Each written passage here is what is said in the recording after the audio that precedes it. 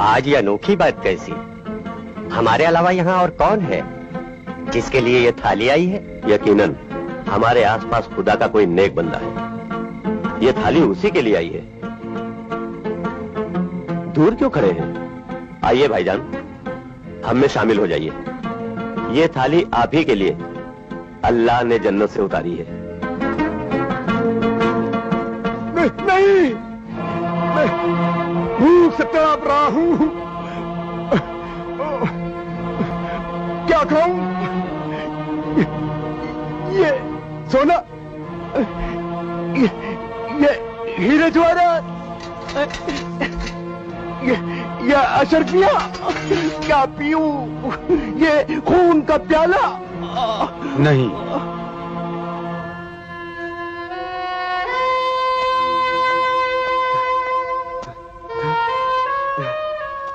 आप ये खा लीजिए।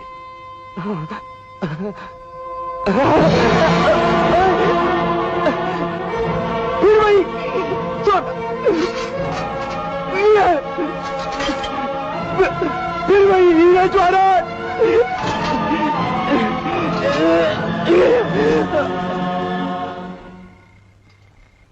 बाबा, ये बात समझ में नहीं आई। आप लोगों के लिए इतने बढ़िया बढ़िया खाने, और इनके लिए तो हमसे भी अच्छा खाना आता है।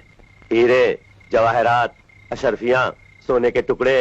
लेकिन इनसे आदमी पेट तो नहीं भर सकता। ये तो बड़ी बेबसी की बात। इसकी वजह आप इन्हीं से पूछ लीजिए, यही बताएंगे। मेरे नसीब में अच्छा खाना नहीं है। मगर क्यों? इसका क्या सबब है? क्या राज है? तुम अल्लाह के नेक बंदे हो, तुम्हें ये राज बताना ही पड़ेगा। मैं एक बहुत बड़ा सौदागर था, लेकिन मैंने अपनी दौलत में से कभी एक सिक्का भी खैरात नहीं किया। ये सब मेरे साथी थे। ये जब अल्लाह की राह में कुछ खर्च करते तो मैं इन्हें भला बुरा कहता था, इन्हें गालियां देता था। जरूरतमंदों को छोटी छोटी रकम देकर, भारी सूद पर देकर उनसे बेरहमी से वसूल किया करता था। खुदा के लिए रहम कीजिए, ये वक्त कर्ज वसूल करने का नहीं है। घर में शौहर की बेकफन लाश पड़ी हुई है। आपने हमसे बहुत सूद लिया है, बस इतनी सी रकम और दे दीजिए कि मैं उन्हें कफन दे सकूं। अरे सूद लिया है तो कोई हराम का नहीं लिया है। रकम दिया, रकम। अरे कफन नहीं है तो उसे बगैर कफन के ही दफन कर दे। खुदा के लिए इतने बेरहम न बनिए। बुरा न मानना महजबी, मैं भी इंसान हूँ। मेरे सीने में भी दर्द भरा दिल है, लेकिन क्या कर, सौदागर जो हूँ, कुछ देता हूँ तो कुछ लेता हूँ। ये सुराही है, ये जाम है। अपने हाथों से 2-4 जाम पिला दे और फिर अपनी जवानी का चमन मुझे दे दे। मैं तेरे शौहर को कफन दे दूंगा। तूने मुझे तमाचा मारा, मैं इसका भी सूद ले लूंगा।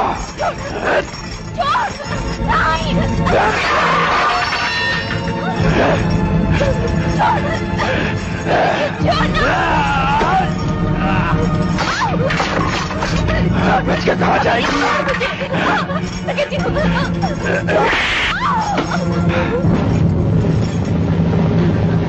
मेरे सरताज, मैं भी तेरे पास बेकफन आ रही हूँ।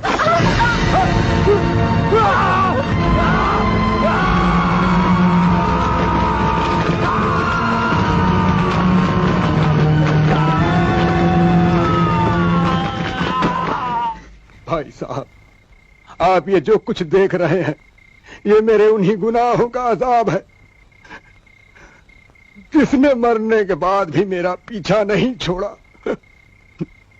तुम्हारी दास्तान सुनने के बाद जी चाहता है तुम्हारी गर्दन मरोड़ दूं, लेकिन तुम्हें क्या मारना, तुम तो पहले ही मरे हुए हो। बुजुर्गों, इंसान को दौलत और ऐशो इशरत के नशे में इतना भी नहीं गिर जाना चाहिए कि आज़ाब इलाही के इस अंजाम को पहुंचे। मैं तो सिर्फ इतना ही कर सकता हूं इसकी नजात के लिए, अपने रब्बे अजीम के सामने हाथ फैलाऊं। या गफूर रहीम, अपने हबीब के सदके में तू इसके गुनाहों को बख्श दे, इसे अज़ाबे कब्र से बचा ले। आमीन।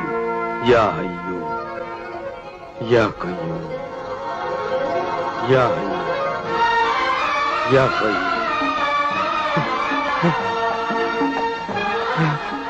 अरे खुदा के नेक बंदे, अरे मेरे मसीहा। मेरे कदमों में नहीं, सर झुकाना है तो उस माबूद के आगे झुका जिसने तेरे गुनाहों को बख्श दिया।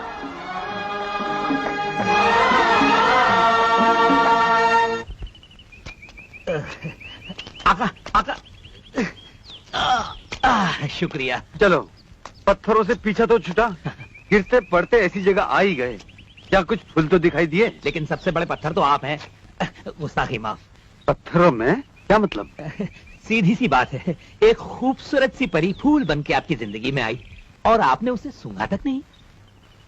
नजरुल, परिबानों की याद दिलाकर तुमने हमारी दिल की धड़कनों को और तेज कर। अरे आका, तो देरी किस बात की है? बजाइए बजाइए, बुलाइए। क्या मतलब तुम्हारा? ये बदतमीजी नहीं है आका।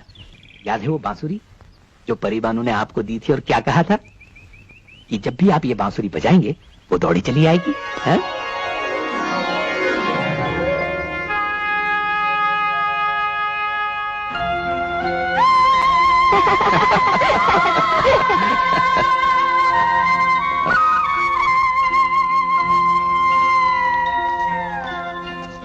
क्या हुआ बेटी?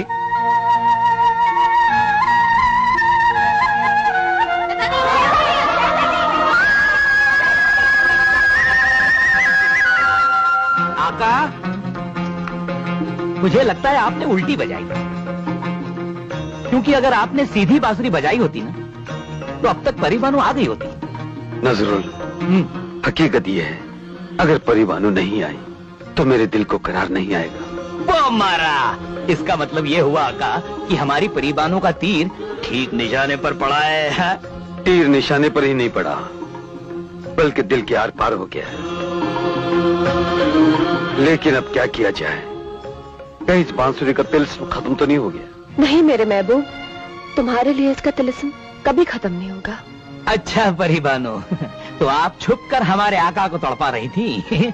लीजिए आका, अब आप अच्छी तरह अपने जख्म दिल पर इनके प्यार का मरहम रख लीजिए। मेरा मतलब है, जब ये आई है ना तो इन्हें जाने मत दीजिए।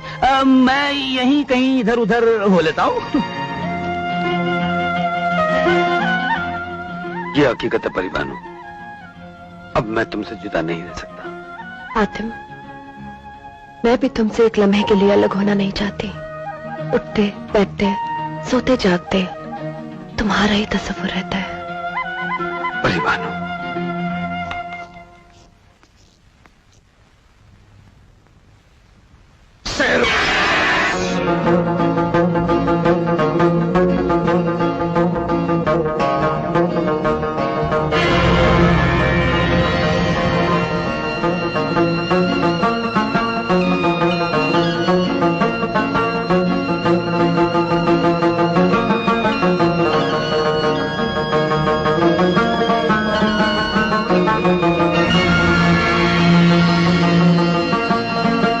अल्लाह ने चाहा तो तुम्हारे सवालों का सफर खत्म होते ही मैं अपनी जिंदगी का सफर तुम्हारे साथ शुरू कर दूंगी।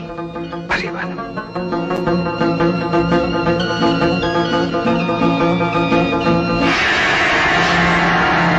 अरे ये क्या हुआ? परिबानू कहां चली गई?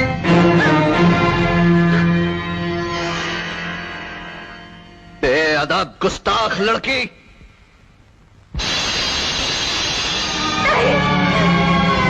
नहीं अब्बास, नहीं।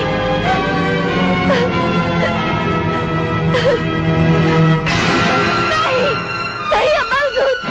एक परी होकर आदम साथ से मोहब्बत, हम तुझे ऐसी सजा देंगे कि आज के बाद परिस्तान की कोई भी परी किसी आदमजात की तरफ आंख उठाकर भी नहीं देख सकेगी। रहम अब्बा हुजूर, रहम कीजिए, रहम अब्बा हुजूर, रहम। बेईमान आदमजात, मैं जानता हूँ कि तू फरेब और धोखे की बनी हुई मिट्टी का एक ऐसा मक्कार पुतला है जो अपनी हवस और लालच के लिए किसी की जिंदगी को भी दोज़ख बना सकता है।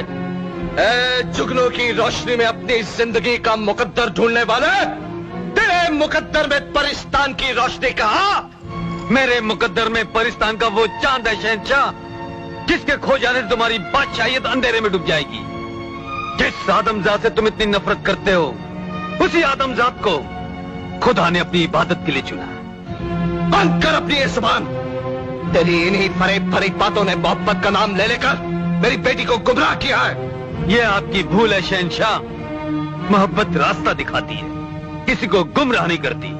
जल्लाद, निकाल लो इसकी ये बेगैरत आंखें जिन्होंने परिस्तान की इज्जत को दागदार करने की जुर्रत की है।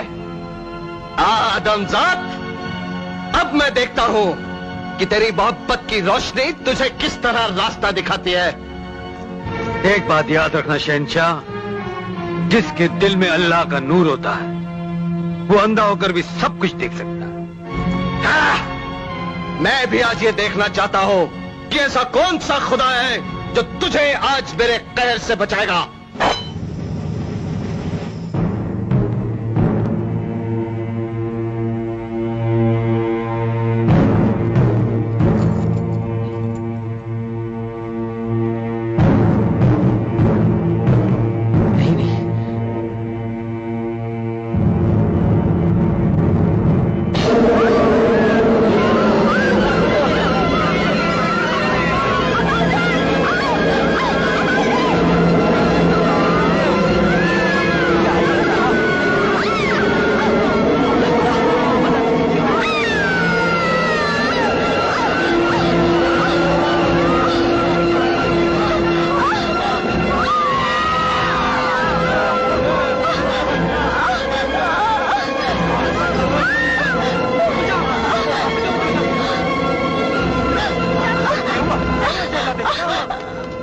मुझे कुछ दिखाई नहीं देता, मुझे कुछ दिखाई नहीं देता। शहंशाह, शहंशाह, गजब हो गया। शहजादे की आंखों की रोशनी चली गई। नहीं, ऐसा नहीं हो सकता।